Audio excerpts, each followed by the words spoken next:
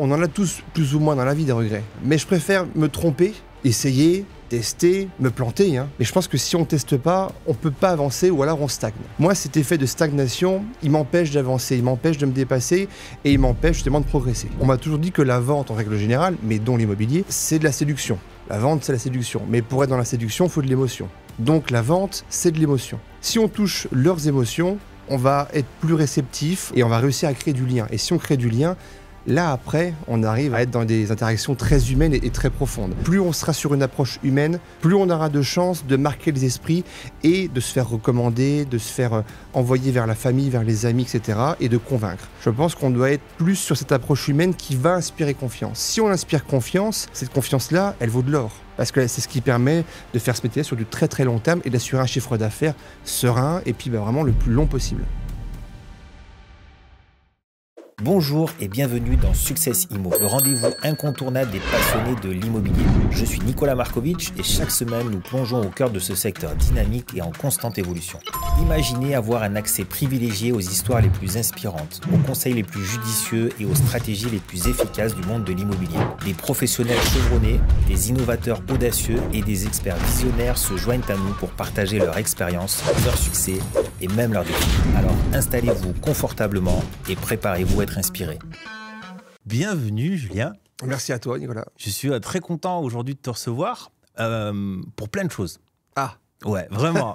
La première parce que on s'est vraiment rencontrés à l'anniversaire de LGM Immobilier. C'est chaque année, moi je fais un petit anniversaire pour l'entreprise. Et je t'ai dit, est-ce que tu voudrais bien venir sur scène à mes côtés pour présenter quelque chose de différent par rapport à l'image peut-être que la majeure partie des gens connaissent de toi. Et tu as accepté, tu nous as fait vraiment une super intervention. Il y a eu beaucoup de retours, moi, dans les équipes, etc. J'étais ravi de t'avoir vu, d'avoir écouté. Tant mieux. Ce que tu avais à raconter, etc. Et je suis très content de te retrouver aujourd'hui parce que j'aimerais vraiment comprendre, en fait, ton parcours et te découvrir sous un autre aspect. Parce que, par exemple, pour moi, on en discutait il y a 5 minutes en off. Pour chacun, on a une image de toi qui peut être liée soit à un professionnel de l'immobilier, parce que tu as fait ça pendant pas mal d'années. Ouais, 16 ans, 16 ans, ça marque quand même. Ouais, ça marque, moi, je t'ai connu par rapport à l'humour, à tes sketchs. Aux parodies. Voilà, aux parodies, etc. Et ça, c'était magnifique. Et j'ai commencé l'intervention sur scène en parlant de ça. Vrai, et j'avais mis un petit sketch, etc. Exact. Moi, c'était le sketch avec le notaire. Ah oui. C'est l'un des premiers. C'était même le premier que j'ai fait. Celui qui a été le plus vu, je crois. On était à 450 000 et quelques vues. Même moi, je n'avais pas compris ce qui s'est passé. Mais c'était incroyable, cet engouement qu'il y a eu sur cette première vidéo. Ouais, c'est ça. Et il y a une nouvelle casquette, un nouveau chemin que tu empruntes aujourd'hui. Et l'idée, c'est qu'on en discute et puis qu'on voit un petit peu tout ça. Alors, d'abord, explique-nous un petit peu qui tu es, d'où tu viens, ton parcours. Natif de Dijon. Là, aujourd'hui, j'ai 42 ans. Et j'ai commencé l'immobilier en 2007, tu vois. Donc... là où il fallait. La belle crise de subprime. Voilà, en plein dedans. Et on va dire mon tuteur, on va dire pro et IMO de l'époque, m'avait dit, si tu peux maintenant, on va dire, avancer dans cette période de crise avec les subprimes, qu'on traversait à l'époque, c'est que tu pourras après tout traverser et puis tout affronter, normalement. Et donc, ça a duré quelques années. Et puis, moi, j'ai fait mes armes et mes premières expériences dans cette période un peu complexe de 2007-2008.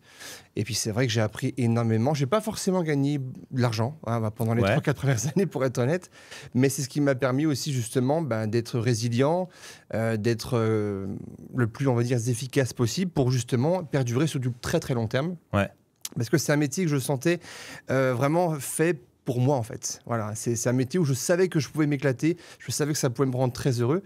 Et je me suis dit, c'est pas grave, ça va être dur, mais il faut t'accrocher, il faut tenir. Et je voyais aussi d'autres copains qui faisaient ça depuis plus longtemps et qui étaient très heureux, qui gagnaient bien leur vie et qui arrivaient quand même à s'en sortir. Donc je me suis dit, il faut que je m'accroche, je me suis accroché. Et puis j'ai fait ça pendant 16 ans.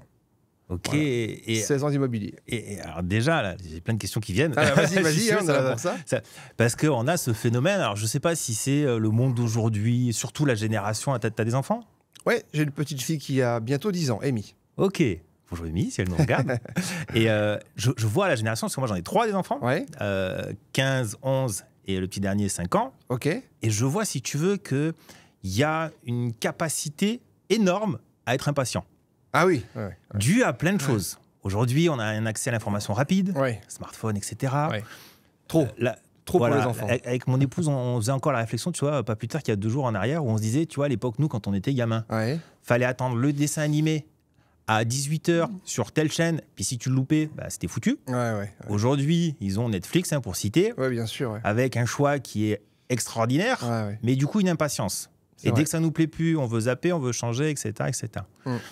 Et la première question, du coup, par rapport à tout ce que tu racontes, que moi, qui me saute aux yeux, parce que j'ai un réseau de mandataires, tu le sais, et il y a cette impatience des gens de vouloir tout de suite avoir des résultats. Ah oui, mais... Surtout en reconversion professionnelle. Oui. Alors, je pense que c'est surtout lié aux gens qui démarrent ou qui sont dans les reconversions et qui n'ont pas du tout l'habitude du marché immobilier, tel que toi et moi, on peut le connaître. Et je pense que ça serait une erreur, une hérésie même, de penser qu'on peut tout avoir tout de suite. C'est pas possible.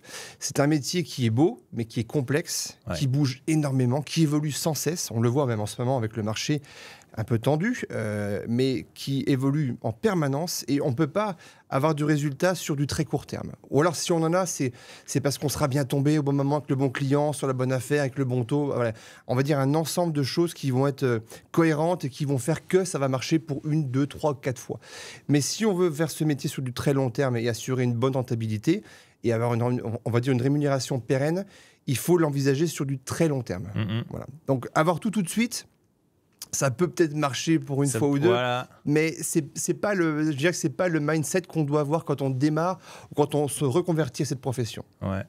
Et il y a un truc que tu as dit on a la même vision, c'est que on avait une image en tête de ce qui nous plaisait, ce qu'on avait envie de devenir, ce qu'on avait envie d'avoir peut-être comme quotidien lié à ce métier d'agent immobilier.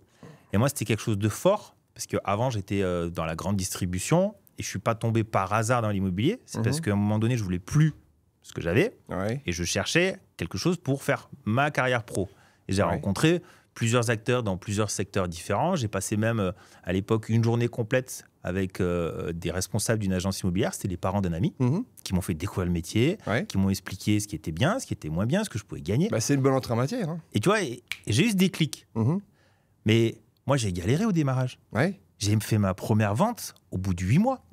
Donc pendant 8 mois, la prospection, les rendez-vous, la prise de mandat, chouette. Des visites, mais qui se concluent pas, et qui se concluent pas, et qui se concluent pas. Mais j'avais cette image, tu vois, de me dire, moi, je veux se faire ce métier. Je veux pas retourner là où j'étais, non. Et je vais continuer. Et c'est marrant de se dire, tu vois, un exemple encore de personne qui est résiliente, qui avait une image claire et qui s'est dit... C'est pas grave si tu gagnes pas ta vie, tu as dit, pendant le démarrage ou autre. Moi, ça m'avait été pire que toi parce que je crois que pendant 3 ans, j'ai pas gagné ma vie. J'ai gagné en fait l'équivalent d'un SMIC parce que j'étais en fait avec un système d'avance sur commission. Et ce système, il est moins répandu aujourd'hui, mais pour ceux qui l'ont, c'est pour des gens qui ont une grande motivation et qui sont sûrs d'aller jusqu'au bout, qui ne veulent jamais lâcher l'affaire.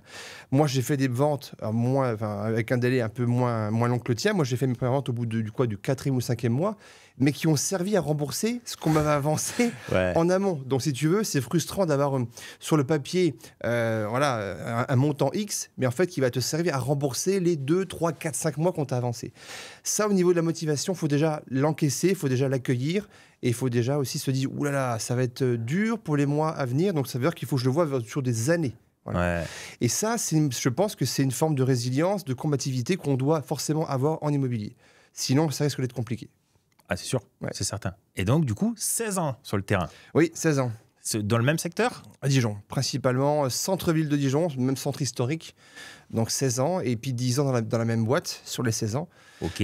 Donc, bien implanté à Dijon.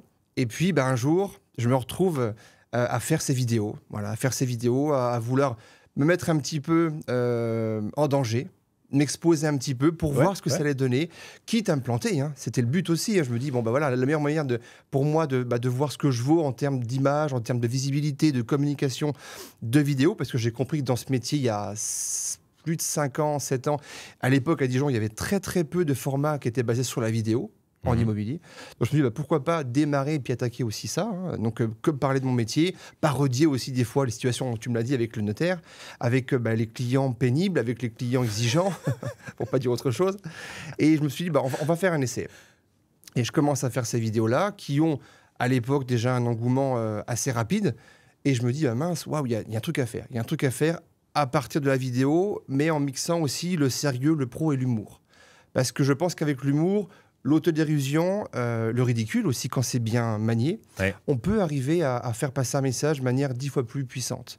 Parce qu'on va mieux le retenir, parce qu'il va être mieux perçu, parce qu'il va être mieux compris, mieux intégré, et qu'on va s'en rappeler sur du très long terme. Et je me suis dit, voilà, je vais commencer de faire ces vidéos-là. Suite à ces vidéos-là, la FNAIM, la fédération, me repère, me fait venir pour le salon annuel à Paris. Voilà, au Carrousel du Louvre, pour parler un petit peu de mes vidéos, pour présenter ma vidéo des notaires devant 1800 personnes. On me demande de monter sur scène devant 1800 personnes, donc je peux dire que ça va. Changer 4 fois de slip.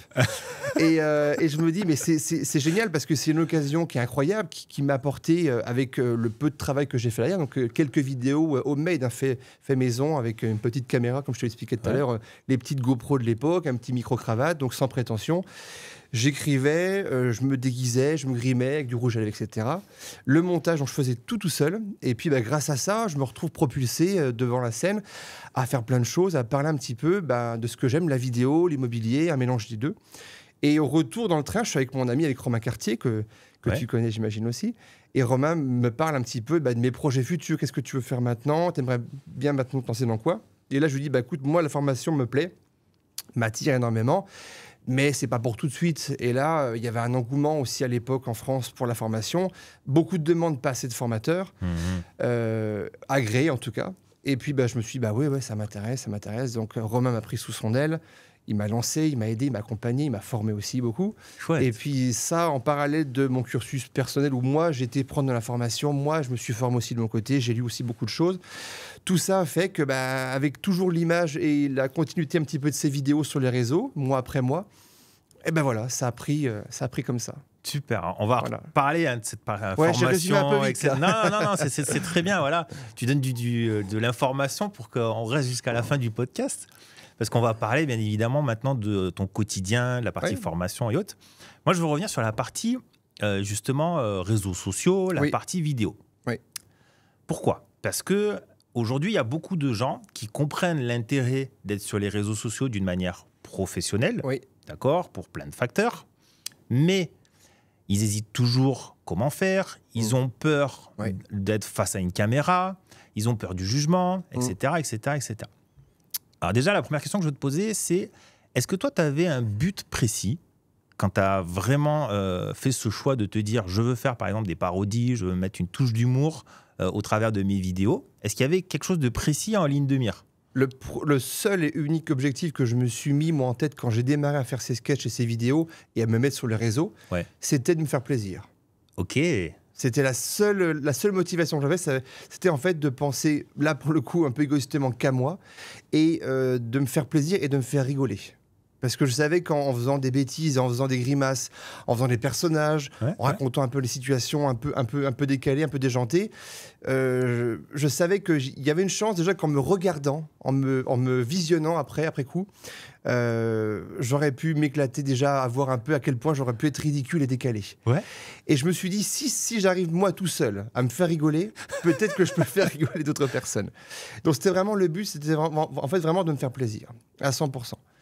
Et avec la première, j'ai attendu, effectivement, il y a eu un engouement terrible, à un point qui était vraiment démesuré, dans le sens où ma responsable de l'époque, parce qu'à l'époque, je suis quand même salarié, et ma boss de l'époque me dit « Non, là, ça va trop loin, il faut que tu retires cette vidéo sur les notaires, parce qu'on va avoir des problèmes, parce que c'est risqué, etc. Donc, je ne le sens pas. Retire la vidéo, c'est mieux pour tout le monde. Moi, à l'époque, je suis salarié, je veux faire du mal à personne. » Bon, j'écoute un peu ce qu'on me dit et je retire la vidéo.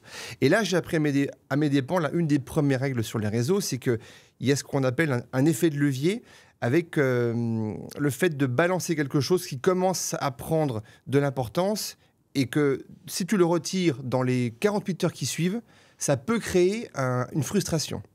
Ça peut créer en fait un manque d'information et un début d'engouement pour ce que tu viens de mettre puis finalement que tu enlèves rapidement. Ok. Et donc, j'ai eu des messages de notaires, de clercs de notaire qui me disaient « Mais on a vu la vidéo ou on en a entendu parler, mais on n'arrive plus à la retrouver. » Comment on peut faire pour retrouver cette vidéo-là? Donc, j'ai eu tellement de demandes sur une semaine que j'ai pris le risque, voilà, par rapport à mon poste, à mon statut, de repasser même contre un peu à la volonté de ma direction cette vidéo sur les réseaux, et ça fait un deuxième effet qui se coule, et la vidéo encore beaucoup plus explosée à ce moment-là.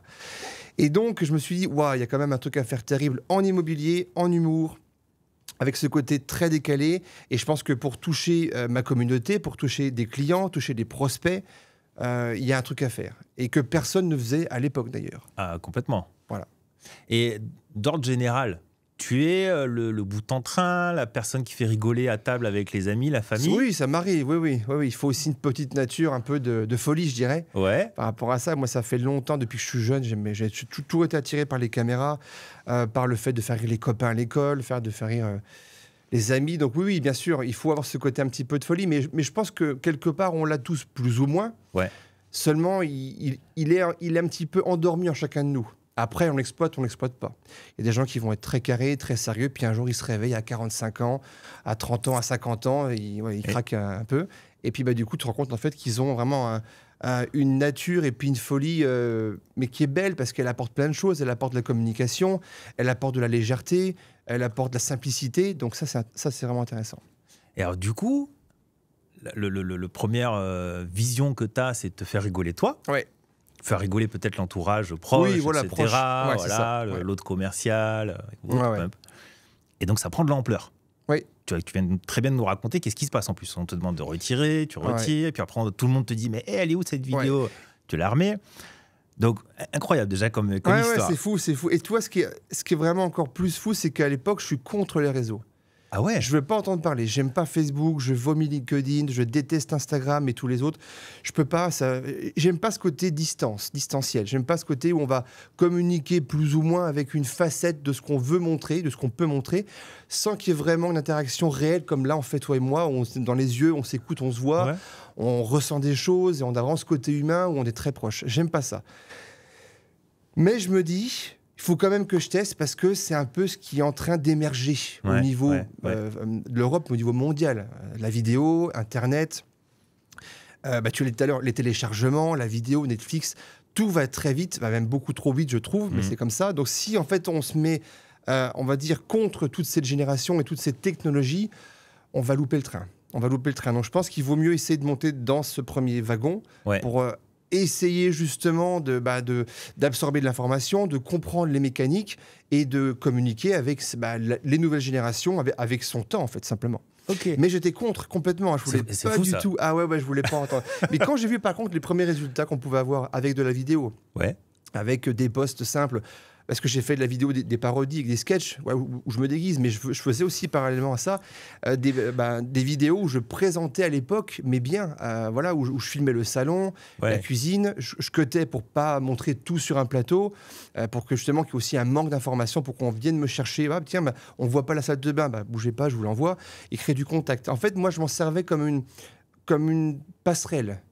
Voilà, toi comme un pont pour après justement attirer des prospects à moi, attirer des clients, mais qui viennent m'appeler, me contacter, m'envoyer du mail. Voilà. Et du coup, donc cette première vidéo buzz, on va appeler un chat, elle buzz, et là devant toi, tu as forcément deux choix. Est-ce que c'est chouette, on en rigole, puis je continue ma vie, ou est-ce que je prends ça quand même en considération, et du coup j'essaye peut-être de cultiver quelque chose. Et toi, tu es parti sur ce chemin-là. Et alors, pourquoi avoir choisi ça? Et comment, justement, à ce moment-là, tu réfléchis? Tu te dis, là, maintenant, il faut que je mette en place une stratégie, ou pas forcément? Le but, c'est toujours me faire rigoler, etc. C'est quoi l'idée? Qu'est-ce qui se passe dans ta tête? À ce moment-là, quand je vois l'engouement de la première et de la deuxième vidéo, effectivement, je me dis, qu'est-ce que je fais? Est-ce que je m'arrête là parce que je ne veux pas être trop exposé, je ne veux pas prendre trop de risques, et je ne veux pas aussi, justement, risquer ma notoriété locale, petite, mais locale de Dijon, mon image dijonnaise, où des clients qui pourraient me voir n'auraient peut-être plus envie de passer par moi parce qu'ils vont me voir avec de la perruque, avec du maquillage, avec du rouge à lèvres. J'ai des flashs qui moi aussi. Et je me suis dit, c'est risqué. Oui, mais est-ce que le jeu en vaut pas la chandelle? Est-ce que si je m'arrête là, est-ce que je risque pas de me dire, dans 2 ans, dans 3 ans, dans 5 ou peut-être même dans 6 mois, si quelqu'un d'autre le fait à ma place et que ça marche pour cette personne-là, à une échelle différente, hein, est-ce que j'aurais pas des regrets? Et c'est ça où j'ai trouvé la réponse en 10 secondes. Je me suis dit non. Si moi, j'ai pu avoir cette opportunité-là et qu'on me la renvoie avec des messages de remerciement, des messages d'encouragement, des messages de soutien, je me suis dit, si je m'arrête maintenant, je vais regretter. C'est sûr. Donc, c'était vraiment l'opportunité qui s'offrait à moi, parce que je l'avais un peu créée aussi. Mais si je l'arrêtais maintenant, j'aurais été mal, je pense, une bonne partie des années après. C'est dans tes tripes, on va dire, cette idée justement de ne pas avoir de regrets en général. Ah oui. Ouais, c'est quelque chose qui est fort. Bah oui, parce qu'on en a tous plus ou moins dans la vie des regrets. Voilà. Mais je préfère me tromper, faire des choix. Essayer, tester, me planter, hein, parce que je me suis planté un paquet de fois, pas que pour ça ou pour ça, mais pour plein de raisons, comme tout le monde. Mais je pense que si on ne teste pas, on ne peut pas avancer ou alors on stagne. Et moi, la stagnation, ça ne me correspond pas. Il y en a qui se confortent là-dedans, qui ont un boulot toute leur vie, qui ont les mêmes amis toute leur vie, qui ont un job, enfin un travail ou un sport toute leur vie, et qui sont très heureux comme ça, et ça je critique pas, et tant mieux pour eux. Moi, cet effet de stagnation, il m'empêche d'avancer, il m'empêche de me dépasser, et il m'empêche justement de progresser. Ouais. Mais il y a un truc que tu dis qui est très juste, parce que si on regarde, il y a parfois, je pense même souvent, des personnes qui ont envie de faire des choses, mais qui sont freinés par la peur. Oui, bien sûr. Qui peut parfois même être de l'angoisse. À l'idée de faire quelque chose de différent, d'innovant, la peur du jugement, la peur de plein de choses, qui fait que ils restent là où ils sont. Bien sûr. Et puis à la fin, tu as des regrets, quoi. Parce que j'ai pas essayé. Et à part un regret, tu as cette notion, mais comme tu le dis très bien, de dire, c'est pas grave à un moment donné de se planter. Bah oui. Et il vaut peut-être mieux essayer, se planter, mais peut-être que tu vas essayer et puis réussir, et prendre du plaisir, et avoir de l'impact, Donc ça, c'est hyper bon. Et il y a un truc sur lequel je veux appuyer, c'est que tu parles beaucoup de messages qui ont été bienveillants. Oui. Mais à l'opposé, on sait que la capacité de l'être humain, justement, à être tout noir ou tout blanc, ou cette capacité à juger très facilement, et surtout sur les réseaux sociaux, quand tu es derrière un écran, c'est beaucoup plus facile. C'est facile. Est-ce que tu as eu des personnes, justement, qui t'ont envoyé des messages négatifs ? Honnêtement, j'en ai eu, mais j'en ai eu très peu. J'en ai eu très peu. Et ce qui était marrant, c'est de voir que la communauté, qui était en train de grossir pour moi à l'époque, répondait à ces mêmes personnes qui étaient en train de me tailler. Parce que c'était pas sérieux que ça soit un agent immobilier de l'époque, enfin en tout cas un conseiller immobilier à l'époque, qui fasse ce style de vidéo sur l'immobilier. Ça aurait été un humoriste déjà connu, très connu, qui fasse ce genre de choses, ça aurait pas trop gêné grand monde. Mais là, moi, je suis pas humoriste, je l'étais pas à l'époque, je suis pas aujourd'hui. C'est pas en tout cas ma première casquette, même si maintenant je commence à faire un peu de stand-up, tu vois, mais on en parlera après, c'est autre chose. Mais à l'époque, les gens qui justement me taillaient ou alors m'ont fait des petites critiques, des petits commentaires, se faisaient en fait quelque part un petit peu réguler par la communauté qui justement me défendait sans que je demande rien à personne. Et c'est là où je me suis dit, si les gens, sans que je leur demande rien, s'interposent pour essayer de défendre un peu ma cause, et puis c'est sketch et parodie, c'est que j'ai réussi à véhiculer dans mon humour beaucoup de bienveillance et beaucoup de simplicité. Donc j'étais pas là pour dire je suis le plus fort, je suis le meilleur, je suis le plus drôle, loin de là, mais que ce que je mettais en avant, ça pouvait peut-être aussi aider des conseillers qui démarraient, qui étaient en reconversion, qui voulaient tester des choses mais qui n'osaient pas, parce que tu l'as dit, quand on veut faire de nouvelles choses, de toute façon, c'est très français. En France, on a peur de la nouveauté. Tout ce qui est nouveau, on a peur. Voilà. Et celui qui y arrive, on va le jalouser ou alors on va le critiquer. Voilà. C'est un peu ça, c'est un peu l'état d'esprit français, ce qu'on n'a pas du tout au Canada, par exemple. Ça, c'est un peu l'effet inverse. Mais en France, celui qui va réussir, ou qui va sortir un peu du lot, on va le pointer du doigt, on va le commenter, le critiquer. Si on s'arrête à ça, effectivement, on stagne. Après, le premier réflexe qu'on a d'avoir peur, d'avoir des craintes, d'avoir du doute, d'être dans le jugement par rapport aux autres, c'est logique. Parce que c'est humain, on sait qu'on peut être attaqué si on se met des perruques. Alors, c'est pas ce qu'il faut faire spécialement, il n'y a pas besoin de faire ça. Mais on sait que si on sort un peu des sentiers battus, si on sort un peu de la normalité, on sait de toute façon qu'on va être critiqué, qu'on peut se faire attaquer. Mais généralement, et très très souvent, on se fait attaquer, on se fait commenter ou critiquer par des gens de la profession. Et pas par des clients, pas par des prospects. C'est là où c'est intéressant, en fait, de se dire, finalement, est-ce que c'est important que je dérange auprès de mes concurrents ? Pas vraiment. S'ils parlent de moi, c'est plutôt bon signe. C'est-à-dire que je les gêne, que je les dérange, que je les empêche de faire quelque chose, ou alors qu'ils aimeraient faire peut-être ce style-là, mais qu'ils n'y arrivent pas, ou alors qu'ils l'ont pensé, mais qu'ils n'ont pas eu le courage de le mettre en application. Donc de faire des gènes dans la concurrence, pour moi, je l'ai vu comme un côté positif. Et j'aime beaucoup tout ce que tu racontes et cette capacité que tu as à te mettre un peu en retrait ou du moins au-dessus de la situation. Ouais. Et que ce soit un message de bienveillance ou moins bienveillant, on va dire, tu essayes de voir ça avec un œil très pragmatique et dans l'analyse. Et pas forcément tout de suite prendre ça à cœur, aller dans des réactions qui sont très personnelles. Voilà. Et c'est quand même rare, cette capacité, si tu veux, à prendre autant de recul et au démarrage, à prendre autant de risques. Parce que, par exemple, moi, je suis agent immobilier avant tout. Ok. J'ai été très longtemps sur le terrain. J'ai toujours voulu donner une image professionnelle. Je me suis engagé sur les réseaux sociaux. J'étais un des tout premiers à lancer une page, un compte dans un but professionnel. Où à l'époque, Facebook, c'était vraiment on est entre copains.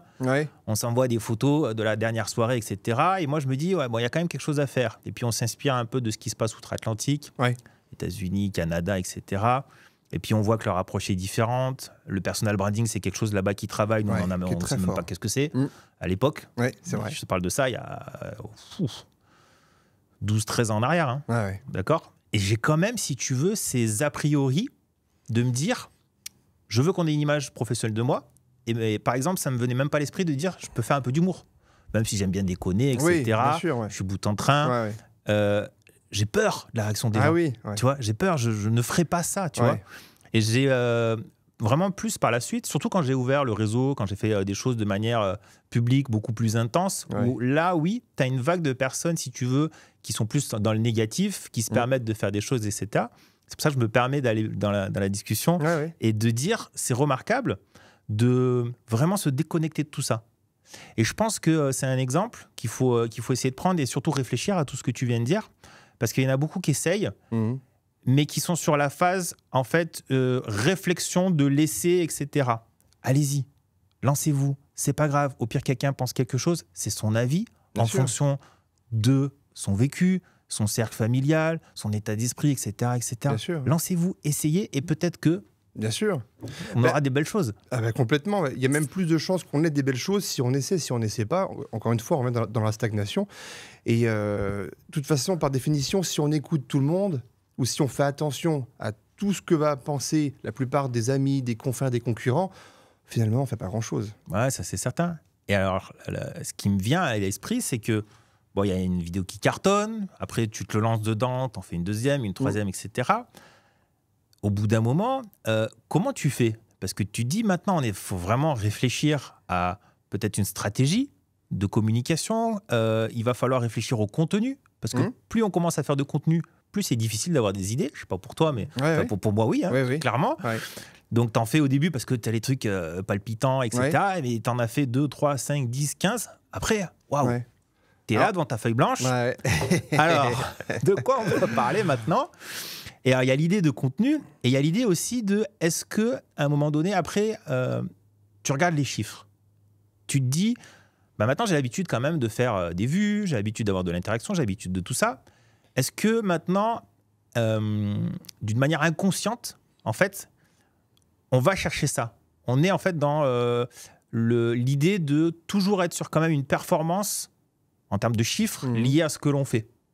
Alors, je vais te répondre par rapport à moi, parce que là, on parle des vidéos. Quand je suis arrivé à 10-15 vidéos, donc cette fameuse parodie où je mettais à la fois du contenu sérieux et de l'humour, je me suis pas dit, tiens, il faut que j'analyse mes statistiques pour voir qui regarde, à quelle heure ils regardent, combien ils sont regardés et combien de temps ils regardent la vidéo. Est-ce qu'ils regardent 20 secondes, 30 secondes ? Parce que maintenant, avec les statistiques de YouTube, de Facebook, on peut avoir vraiment des précisions incroyables.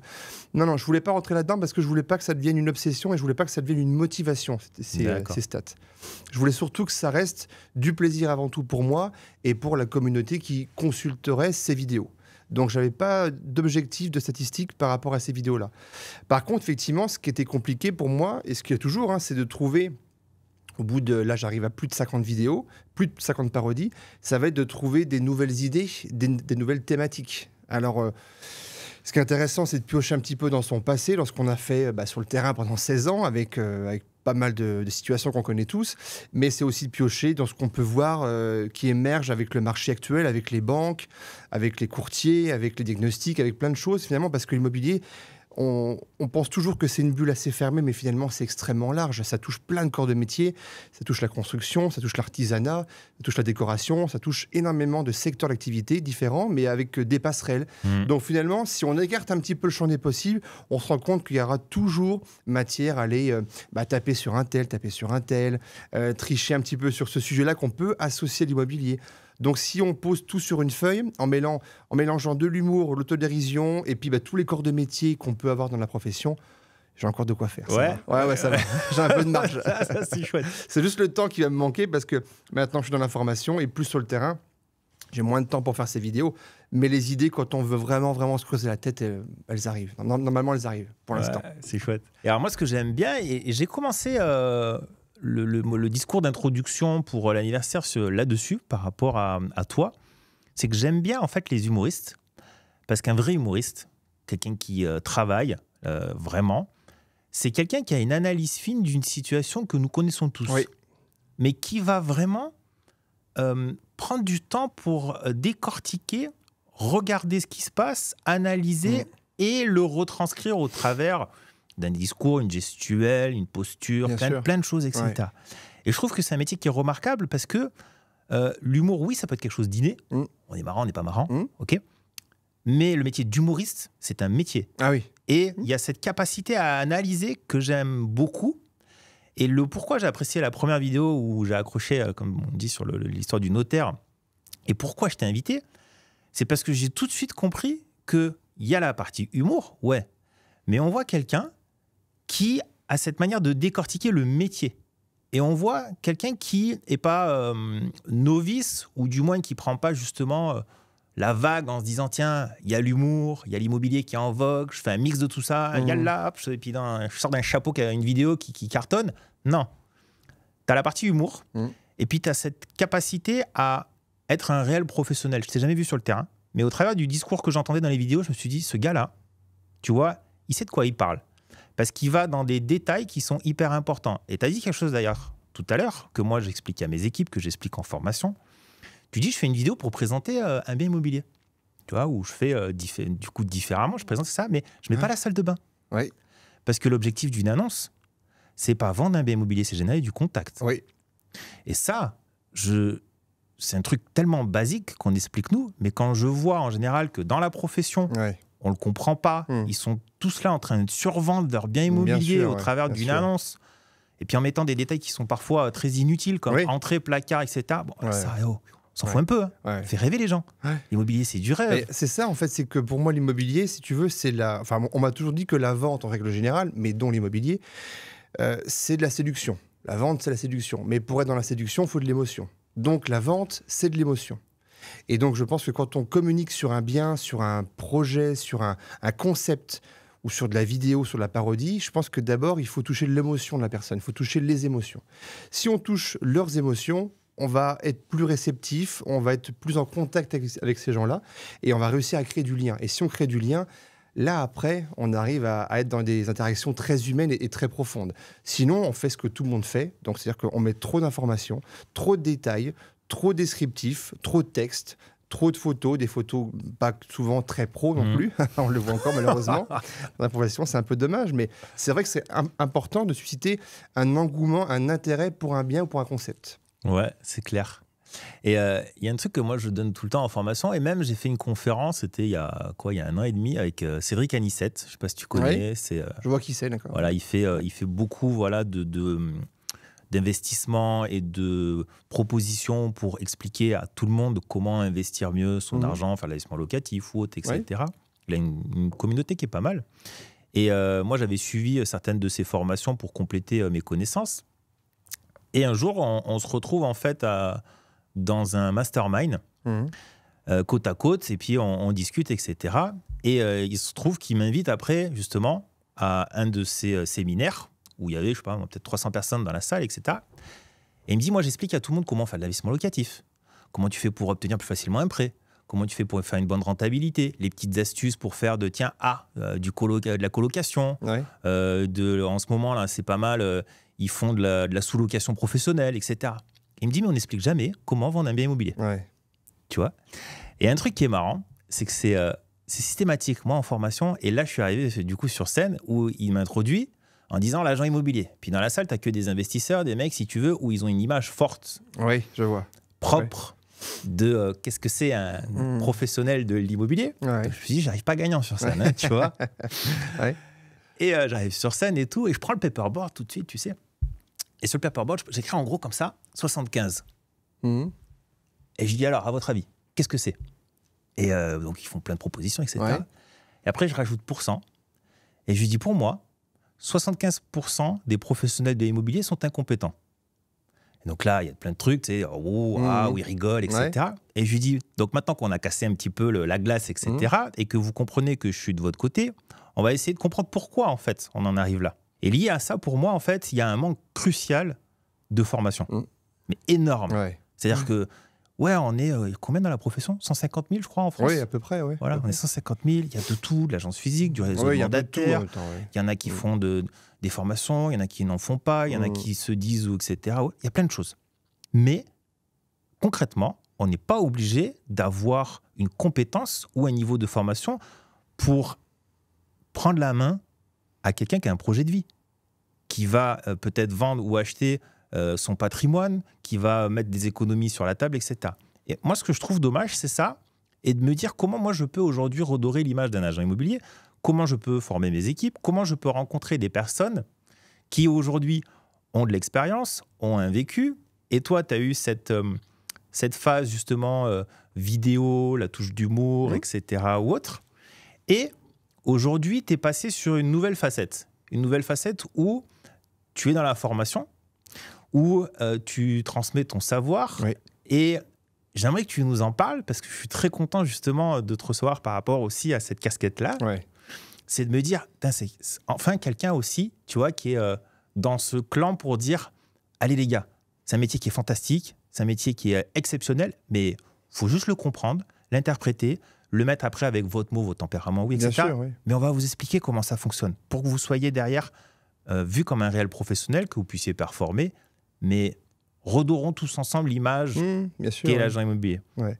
C'est vrai que c'est intéressant parce que la formation, c'est pas quelque chose qui est ancré, si tu veux, dans ce métier depuis 30 ans. Enfin, il y en avait depuis un petit moment, mais je pense que c'est assez récent dans le sens où les gens comprennent que c'est essentiel.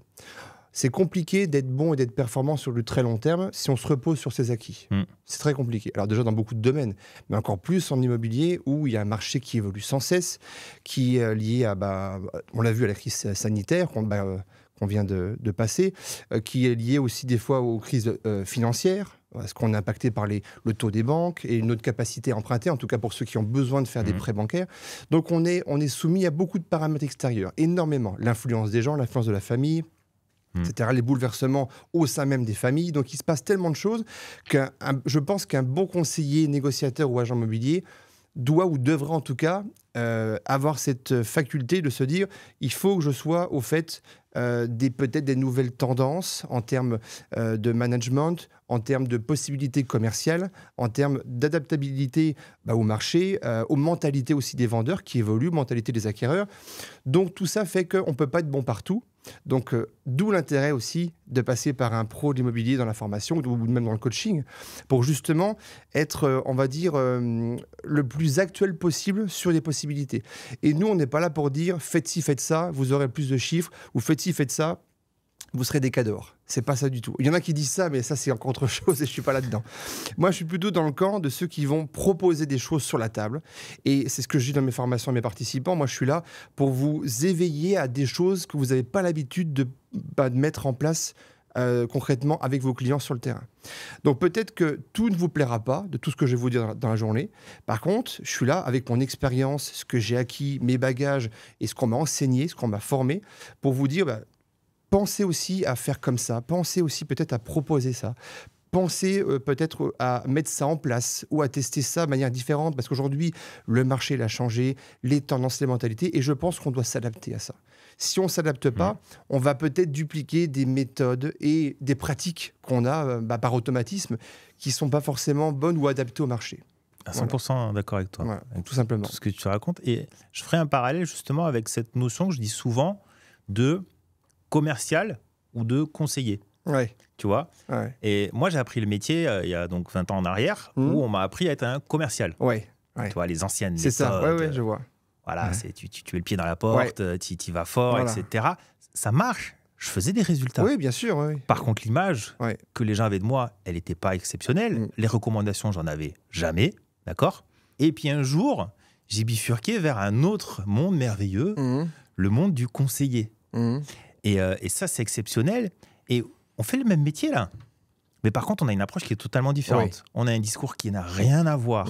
On a une implication qui est beaucoup plus sensible. Et toi, dans tes formations, du coup, est-ce qu'il y a des thèmes très particuliers que tu abordes, ou c'est vraiment, comme tu dis, c'est vaste, c'est quoi? Je fais les deux, en fait. Moi, j'ai une douzaine de thèmes que je propose. Je dois avoir 6-7 thèmes où on est sur des formations, on va dire, avec des thèmes classiques, mais le contenu n'est pas classique du tout. Par exemple, pour te donner un exemple, j'aborde ce fameux monde exclusif, mais je l'aborde avec ce qu'on appelle du développement personnel.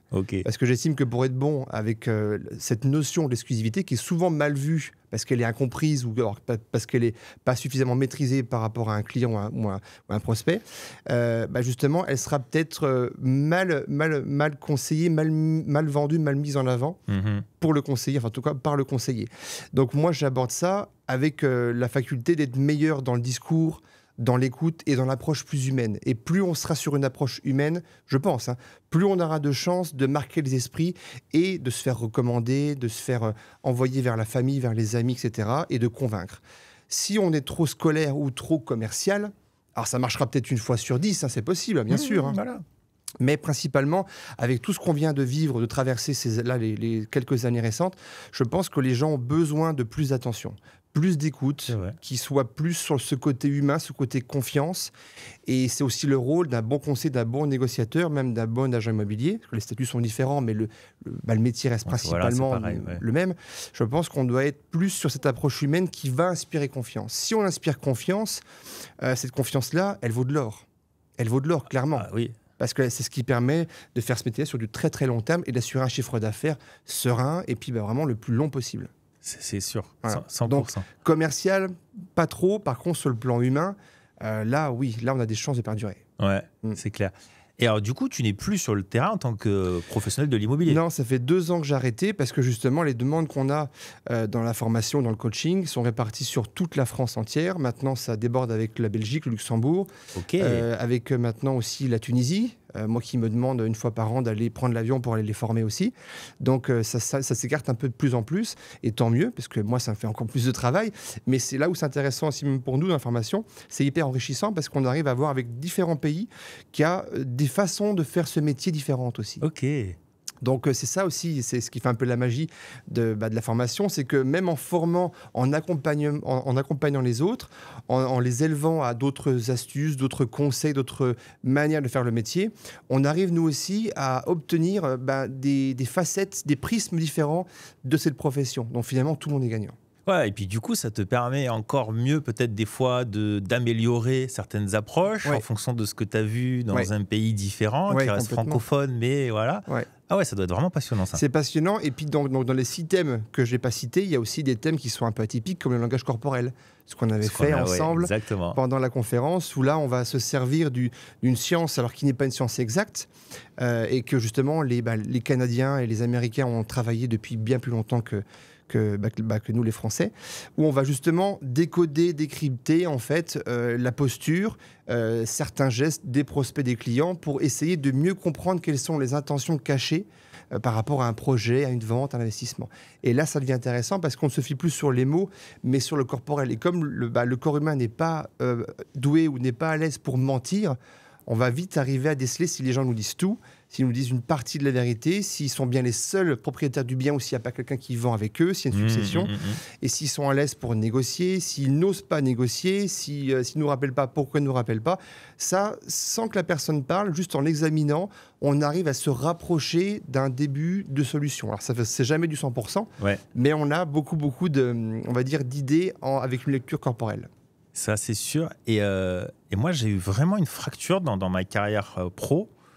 Je te dis, entre le commercial et le conseiller. Parce qu'à un moment donné, justement, je me suis intéressé au développement personnel et à tout ce que tu dis. Et je suis allé quand même assez profondément là-dedans. Et ce que j'ai trouvé extraordinaire, c'est que oui, tu peux arriver à mieux lire quelqu'un, mais toi-même, tu peux justement essayer de contrôler beaucoup plus facilement ta gestuelle, les intonations de voix, les silences, etc. Ce qu'un humoriste a comme qualité en général et puis qui va travailler. Mais d'un point de vue réellement professionnel et avec cette casquette quand même de vendeur, voilà, avoir cette notion que ça peut nous apporter quelque chose, moi, j'ai eu un avant et un après.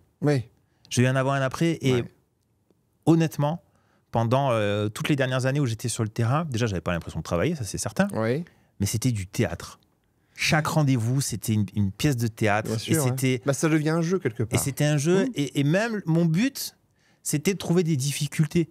C'était de trouver les personnes cocasses qui ont vraiment des objections, si tu veux, avec des notions de personnel très, très fortes et qui font qu'ils pensent ça. Parce que justement, tu es vraiment dans ce rôle, etc. Ah, c'était exceptionnel. Oui, c'est très, très plaisant de faire ce métier avec entrain, avec plaisir, parce que si ça devient un jeu, c'est plus un travail. C'est plus un travail. Pour moi, c'est un mode de vie, finalement, l'immobilier. Ça en vient à ça, c'est vrai. Ça peut paraître vraiment un petit peu... Ça peut paraître un petit peu vantard, tu vois, se vanter un petit peu, mais pas du tout. En fait, c'est un métier où ça devient un style de vie, finalement. 100%. Parce que du coup, après, on n'est plus dans le calcul, on est vraiment dans le plaisir d'accompagner les gens, dans vraiment le bonheur de pouvoir leur mettre en place un projet de vie qui va pouvoir se concrétiser. Et ça, c'est vraiment important. Ça, c'est vraiment chouette. Ouais. Et puis, je vois qu'on a les mêmes termes. Et voilà, accompagner, aider. J'aime beaucoup dire ça. Voilà. Nous, on est là juste pour aider quelqu'un. Mais bien sûr. Après, la personne, s'il veut pas, de toute façon, s'il veut pas acheter, il ne va pas acheter. On ne peut pas la forcer, on ne peut pas lui prendre la main, si tu veux, et l'emmener comme ça. Mais c'est vrai que nous, on est vraiment là pour avoir une solution, pour avoir du conseil, parce qu'on a aussi un rôle de conseil. Voilà, dans la déontologie, ça fait partie de ce métier-là.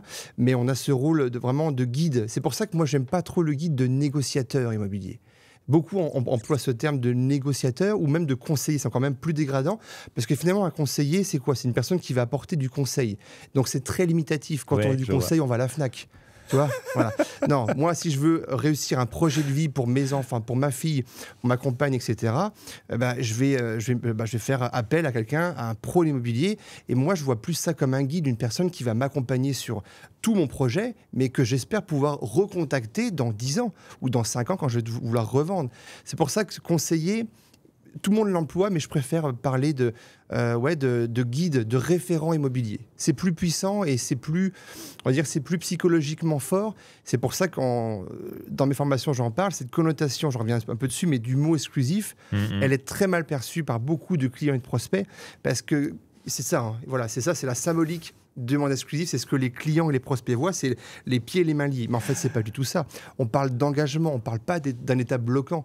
Et quand les gens nous disent, quand on propose l'exclusivité, je veux pas être bloqué, c'est ce mot qui ne va pas. Et c'est pour ça que je pense que les bons négociateurs ou les bons guides immobiliers, les bons référents immobiliers doivent déjà bannir ce mot et doivent bannir aussi d'autres mots.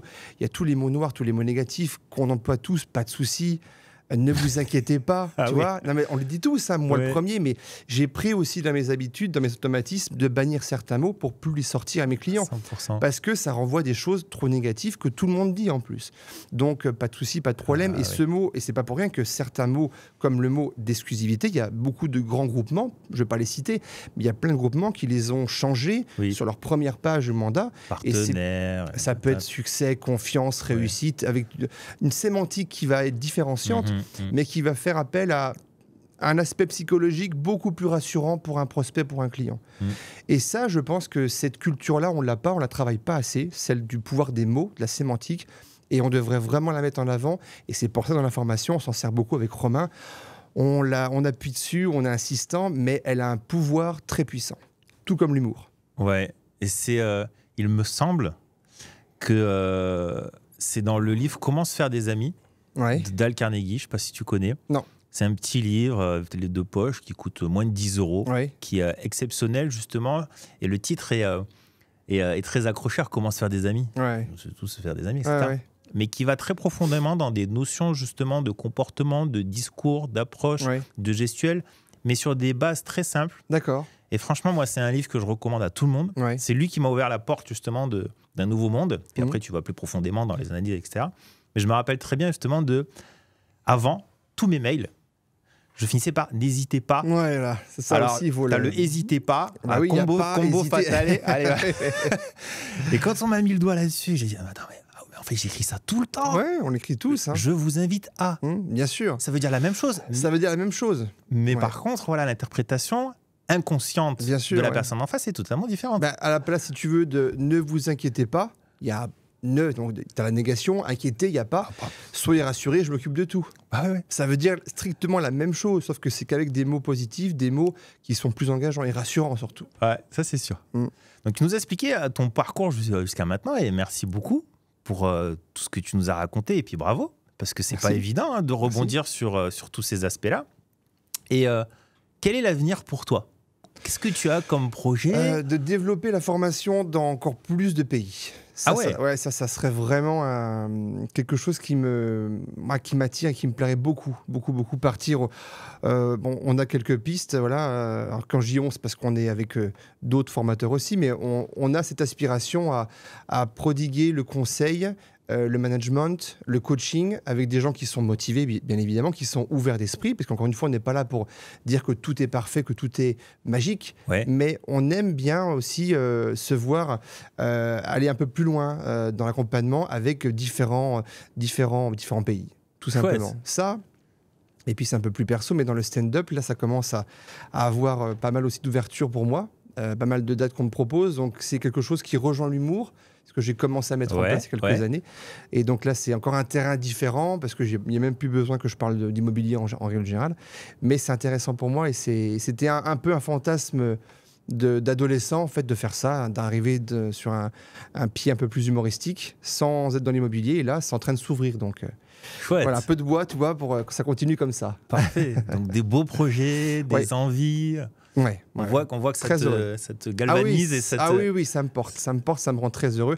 Et je pense que c'est un petit peu ce qu'il faudrait réussir à trouver dans ce métier-là ou dans un autre corps de métier, c'est trouver quelque chose qui vous fasse du bien, en fait.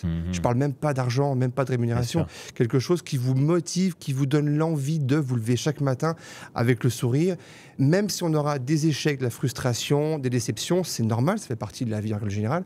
C'est toujours de se dire, bah oui, d'accord, c'est dur, c'est peut-être pas facile, là j'ai pris une tôle, là je me suis gaufré, là je suis tombé, là je suis très déçu, je suis très blessé, parce que ça peut être aussi quelquefois l'ascenseur émotionnel, c'est pour ça que j'ai fait aussi un sketch là-dessus, mais ça reste pas moins un métier qui est très beau, qui est très puissant. On est quand même là pour accompagner des gens sur un lieu de vie, là où ils vont faire des enfants, là où ils vont s'éveiller, là où ils vont faire des projets, là où ils vont être dans l'amour. Donc ça, c'est quelque chose de très puissant pour moi. Super. On finira sur ces très belles paroles. Tant mieux, c'est parfait. C'était magnifique comme conclusion. Ça me touche. Merci beaucoup à toi. Merci à toi, Nicolas. Et puis je te dis à très vite. À bientôt, merci à toi. Merci.